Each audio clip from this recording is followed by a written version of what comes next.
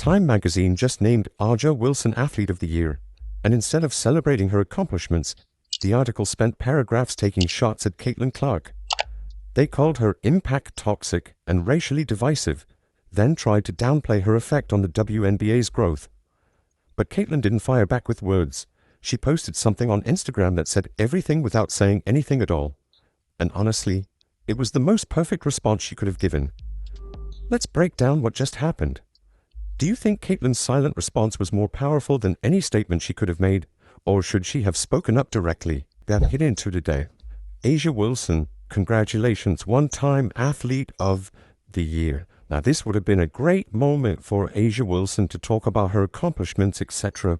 But what did Aja Wilson want to do?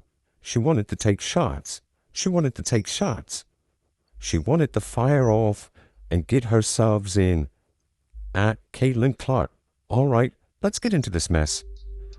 Time magazine published their Athlete of the Year article featuring Aja Wilson, and it should have been a celebration. Aja won her third MVP. She won another championship with the Aces. She dominated at the Olympics and took home tournament MVP. By all accounts, she had an incredible year. But instead of focusing on that, Time magazine decided to drag Caitlin Clark through the mud for no reason. And fans are not happy about it. So then we dive deep into it, and it seems like there are some paragraphs from this article that put down Caitlin Clark in order to prop up Aja, which is crazy because if you guys remember, Caitlin Clark was Time's Sportsperson of the Year just last. The article says Caitlin's emergence in the WNBA created a toxic, racially divisive narrative that she was almost singularly responsible for salvaging a league whose foundation had been built by a mostly black player base. That's a direct quote. And it's wild because Caitlin has spent the past year denouncing these exact narratives. She's said repeatedly that she doesn't want her name used for division. She's praised the players who came before her. She's been nothing but respectful. And yet, here we are again. 2024, Caitlin Clark's rookie season helped the WNBA hit milestone TV and attendance figures, but Clark's emergence created a toxic, racially divisive narrative that she was almost singularly responsible for salvaging a league whose foundation had been built by mostly black player base. I'm going to stop right there because, like I said, Caitlin Clark was Time Sportsperson of the Year last year, and in that article she was asked multiple times about these narratives around Caitlin and the racial divide that happens in America, and specifically around women's basketball. It has gotten so insane, and she has denounced it so many times. She said it in the Times article that she doesn't want her name to be used for these different negative and divisive things that it's used for, and the fact that Time magazine named her Sportsperson of the Year in 2024 and then in 2025 turn around and put something like this in an article, by the way, you guys, that is supposed to prop up Aja. This is Aja's moment to shine. Then the article quotes Aja Wilson saying, "It wasn't a hit at me because I'm going to do me regardless. I'm going to win this MVP. I'll win a gold medal. Y'all can check my resume. It was more so, let's not lose the recipe. Let's not lose the history. It was erased for a minute." And look, I get what Aja's trying to say. She's proud of the WNBA's history. She wants people to remember the players who built the league. But here's the thing, nobody erased that history. Nobody's saying the WNBA didn't exist before Caitlin Clark. What people are saying is that Caitlin brought unprecedented attention to the league. And that's not disrespectful, that's just facts. Before Caitlin, the WNBA was growing slowly. Average viewership was around 400,000 to 500,000 per game. Arenas were half empty, jersey sales were low. Then Caitlin showed up and everything exploded. Viewership hit 2.5 million for some games. The Indiana Fever went from one of the least watched teams to the most watched team in the league. Sold out arenas everywhere. That's not a narrative, that's numbers. But Time magazine tried to downplay all of that. They wrote that despite Caitlin missing most of the 2025 season with an injury, something Wilson, to be clear, did not cheer, viewership for both the regular season and postseason was up 5 to 6%. And they're acting like that's proof the WNBA doesn't need Caitlin. But let's talk about those numbers for a second. 5 to 6% growth sounds decent until you realize that when Caitlin got injured, viewership dropped by 50%. 50%. That's not a small drop. That's massive. And even when she was injured, people were still showing up to Fever games just to see her on the bench. She was signing autographs for 2 hours before games. Fans were buying tickets in Caitlin Clark jerseys just to be in the same building as her. That's star power, that's influence, and pretending it doesn't exist is just lying to yourself. Now, here's where it gets interesting. After all this drama hit the internet, Caitlin posted something on Instagram. No long statement, no rant, no calling anyone out. Just a simple post that said, "Playing other sports is so good for my mind and body," with a picture of her playing golf. That's it. And honestly, it was the most perfect response she could have given, because she's basically saying, I'm not worried about any of this. I'm out here living my life, staying healthy and focusing on what matters. That's class. That's maturity. And that's exactly what drives her haters crazy. I feel like I always have had really good perspective on everything that's kind of happened in my life, whether that's been good, whether that's been bad. And then obviously coming to the WNBA, like I've said, I feel like I've earned every single thing that's happened to me over the course of my career. But also, I grew up a fan of this league from a very young age. Like, my favorite player was Maya Moore. Like, I know what this league was about. And like I said, like, it's only been around 25 plus years, so I know there's been so many amazing black women that have been in this league, and continuing to uplift them, I think, is very important, and that's something I'm very aware of. And like I said, like, I try to just be real and authentic and, share my truth, and I think that's very easy for me. Like, I'm very comfortable in my own skin, and that's kind of been how it is. Because here's the thing. Caitlin doesn't need to defend herself. The numbers do that for her. When she plays, people watch. When she doesn't, they don't. It's that simple. And no amount of articles or quotes from other players is going to change that. She knows it. The WNBA knows it. And deep down, A'ja Wilson probably knows it too. Now, let's talk about A'ja for a second. She's an incredible player. Nobody's denying that. She's one of the most dominant forces in the WNBA. But here's the reality. A'ja's been in the league for years. She's won multiple MVPs.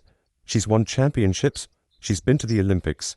And yet, she's never generated the kind of attention Caitlin has. That's not a knock on A'ja, it's just the truth. Caitlin has something A'ja doesn't. Cultural impact, mainstream appeal, the ability to make people who don't care about basketball suddenly care. And maybe that's what this is really about. Maybe A'ja's frustrated that she's done everything right, won all the awards, and still doesn't get the same level of recognition. But taking shots at Caitlin isn't going to change that. If anything, it just makes her look insecure. Because Caitlin didn't do anything to A'ja. She didn't steal her MVP. She didn't take her championship. She just played basketball and became a star. She didn't ask to be the face of the WNBA's growth. She didn't ask for people to use her name to push racial division. She just went out and played. And people responded, so blaming her for a narrative she didn't create is ridiculous. And let's be real. The media is the one creating this division. They're the ones constantly pitting Caitlin against other players. They're the ones writing articles like this that turn what should be a celebration into a controversy. Caitlin has been nothing but respectful. She's praised A'ja. She's praised the WNBA. She's praised the players who came before her. But it's never enough.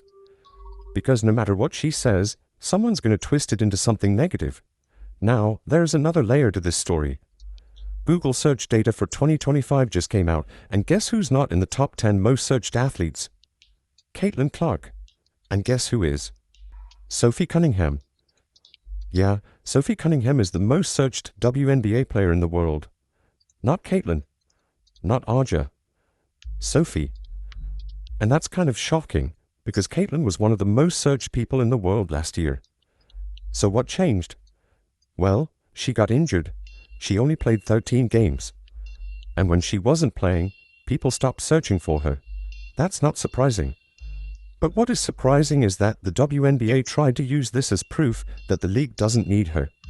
They're acting like 5 to 6% growth is some kind of victory. But it's not. It's a massive step back from what the league was experiencing when Caitlin was healthy. And here's the other thing. The WNBA changed how they count viewership. They started including numbers they wouldn't normally count just to make it look like they didn't take a hit. But they did. Everyone knows they did. Attendance dropped, TV ratings dropped, social media engagement dropped. The league lost momentum the second Caitlin went down, and trying to pretend otherwise is just dishonest. But back to Caitlin's response. She posted that golf picture, and it was brilliant, because she's not engaging with the drama. She's not feeding into it, she's just living her life. And that's the best way to handle haters. Don't give them the satisfaction of a response.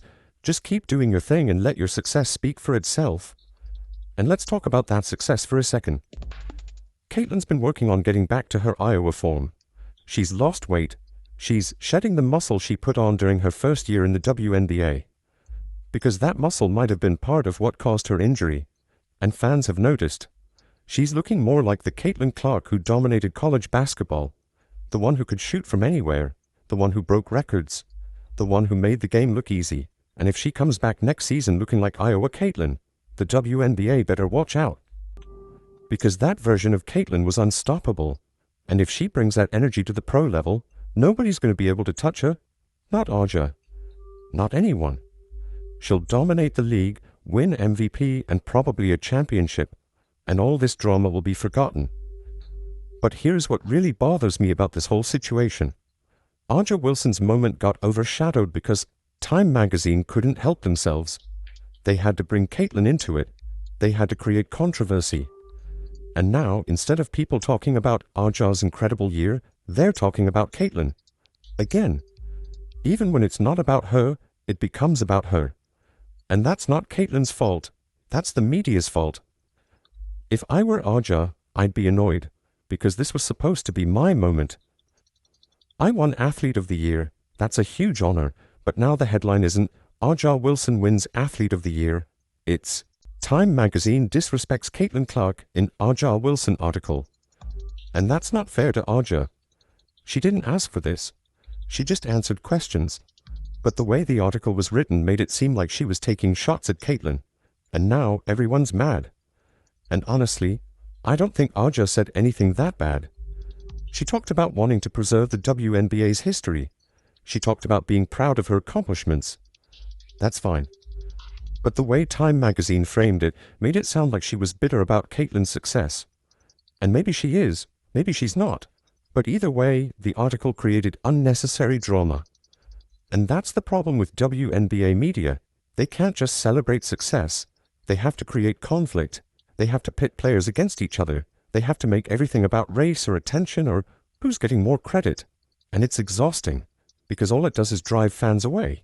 People don't want to watch a league where the media is constantly creating drama. They want to watch great basketball. But instead, we get articles like this. Articles that take shots at the biggest star in the league.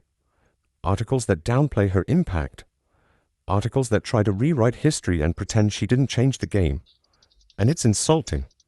Not just to Caitlin, but to everyone who's been watching. Because we know what we saw. We saw the arenas sell out. We saw the TV ratings explode. We saw the league grow in ways it never had before. And that was because of Caitlin. Now, does that mean the other players don't matter? Of course not. Aja Wilson is incredible. Breanna Stewart is incredible. Sabrina Ionescu is incredible. The WNBA is full of talented players. But Caitlin is the one who brought mainstream attention. She's the one who made people who don't care about basketball suddenly care. And that's special. That's rare. And the league should be grateful for it instead of trying to tear her down. But they're not. Instead, they write articles like this. They create narratives about division and toxicity. They act like Caitlin's success is somehow a problem. And all it does is make the league look petty. It makes it seem like they can't handle having a superstar. And that's sad, because the WNBA should be celebrating this moment. They should be building on the momentum Caitlin created. But instead, they're wasting energy on drama. And Caitlin's response? Playing golf. Staying focused. Not giving them the satisfaction of engaging. Because she knows the truth. She knows what she brings to the league. She knows the numbers don't lie. And she knows that when she comes back next season, she's going to remind everyone why she's the most talked about player in women's basketball. So yeah, Time magazine tried to disrespect Caitlin. Aja Wilson's quotes got twisted into something they might not have been. And Caitlin responded by not responding. By just living her life, by focusing on her health and her game. And honestly, that's the most powerful response she could have given. Because it shows she's above all this. She's not worried. She's not bothered. She's just going to keep being great. And when next season starts, when she's back on the court breaking records and selling out arenas, everyone's going to remember why she's the one everyone's talking about. Not because she's trying to be, but because she's just that good. Caitlin Clark didn't need to clap back with words. She let her Instagram post and her focus on golf do the talking, and honestly, that's the most boss move she could have made. Time magazine and Arja Wilson tried it, but Caitlin's too smart to take the bait.